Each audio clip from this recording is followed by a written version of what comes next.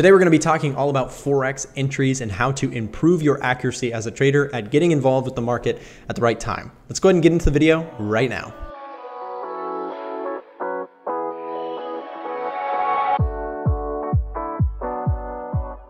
So hello traders and welcome back to the channel. My name is Nick, and in today's video we're going to be talking a little bit about Forex entries. Now here's the thing, everybody wants to talk about entries. We as humans love instant gratification. We live in a world now where there's social media, where there's Uber, where there's kind of instant gratification everywhere on the internet. Anything you want you can get relatively quickly, and there's businesses that build their entire kind of premise off of fast delivery, right? And so the entire concept of instant gratification is something that we as humans just love. Now the problem is that also carries over into the Forex market, and it can get us into a lot of trouble. Everybody wants to just see, when the market comes into something like a triple top, right? They just want to be told that at this level you just short and the market goes down and now you've made money, right? But the problem is if everybody knew that it was this simple, right? If everybody just knew to short right here and it was just as simple as that, then nobody would actually make money. Because if everybody knows something and if everybody is doing something, then you can't make money. Because, for example, if we all get short here, then there's nobody here to buy. And the only way you make money in the market is if somebody else gives you money or loses money to you. And the only way that you lose money is if somebody else takes it from you or gets paid from that kind of deal, right? To every buy, there's a seller, and every seller, there's a buyer, right? That's how the market works. Anytime the market is moving to the upside, right, it just essentially means that there are more people buying and willing to pay more prices, but there are still people selling in this market. And so that's something to consider when you're trading. The thing is, we as humans, again, we want instant gratification. And so everybody focuses extremely hard on the entry.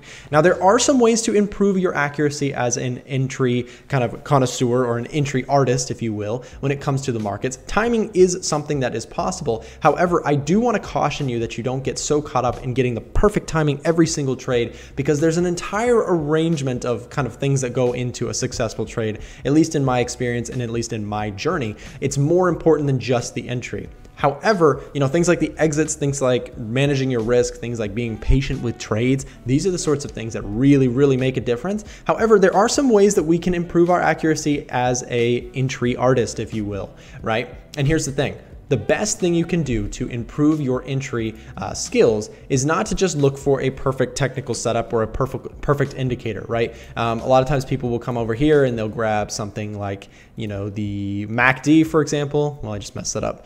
They'll come over here and they'll grab the MACD and they'll place it on the chart. And they'll say, okay, when the MACD goes, when it does a certain thing, I'm going to get involved in the market short, or I'm going to get involved in the market, on the long. And if it doesn't work out right away, they think that their system is broken. They think that there's no money to be made and that Forex is just gambling. And because their indicator didn't work out for them right away, it's not a good indicator. And so that's the thing is, we as humans, again, we want that instant gratification, but Forex doesn't reward instant gratification seekers.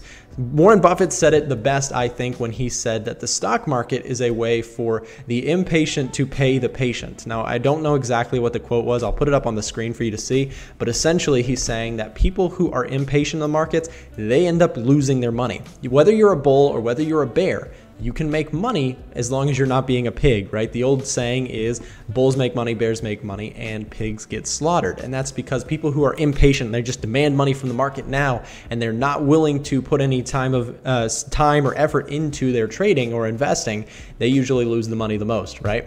Especially in serious market corrections when people kind of can't handle any sort of downturn, right?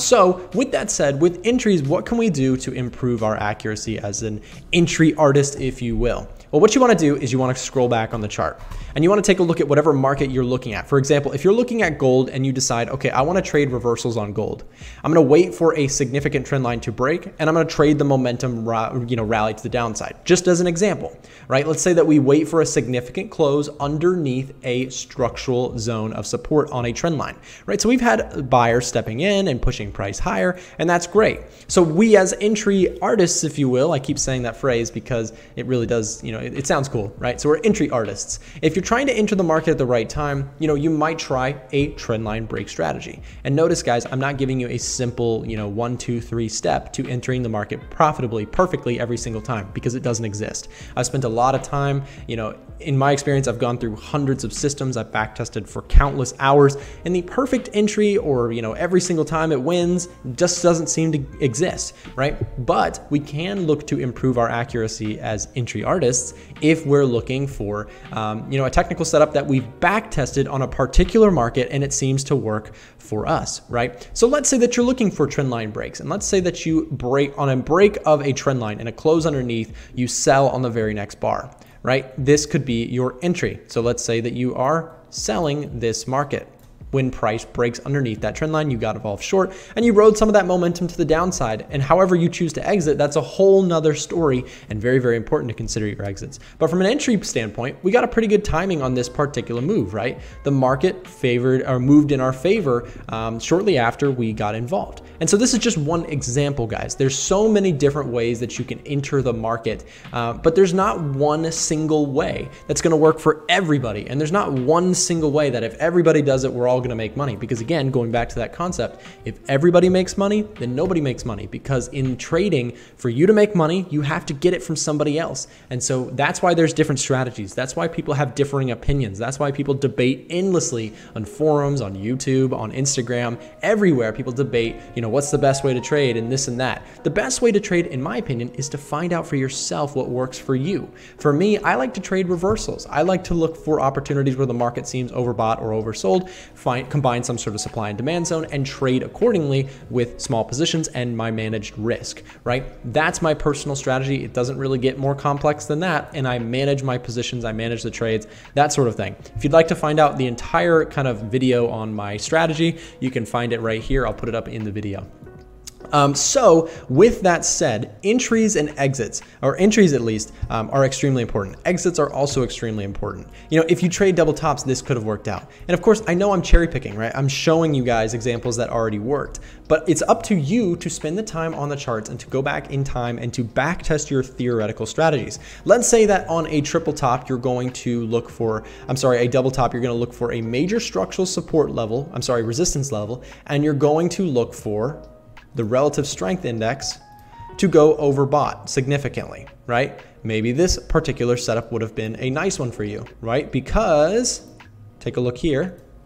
We have a overbought reading and we have a historical level of resistance. And so let's say for there, you decide you're going to take a short position and you're going to look to see the market dip to maybe some sort of structural support or some sort of other level or Fibonacci retracement, however you like to trade, right? It's up to you to take your ideas, guys. Find out what you like to trade. What are you comfortable seeing in the markets? Because you have to train your eye. You have to train yourself to become better at entries and better at exits, right? You have to train yourself to move with the market and to understand each particular pair that you're looking at.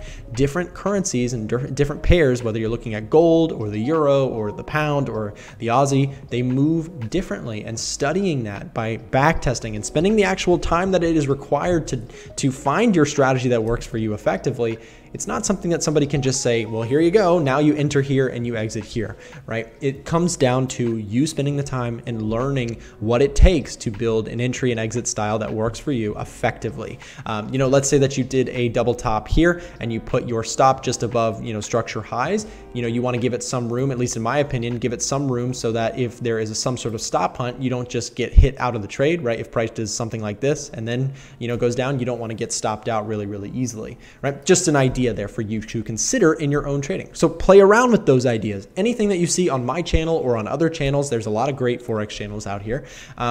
Take those ideas, implement them in your back testing. Spend the time that it takes to build your strategy. Because again, nobody can do it for you. Guys, I hope you got something out of this video and you learned something about entries. Again, I think it's a very, very tricky topic because everybody wants the easy topic answer, right? They just want they just want to hear, show me where to buy, show me where to sell. And so do I. Everybody wants that, but it doesn't work like that because it's not that easy. The market doesn't work, so simply that you can just enter, stop loss, take profit, and print upon a bunch of money. If you find a strategy that works for you, maybe that's how you do it, but it's going to come with time. time and it's going to come with effort, and you're going to have to put in, a significant portion of work towards finding that strategy. Guys, thanks so much for tuning in, and we will catch you next time.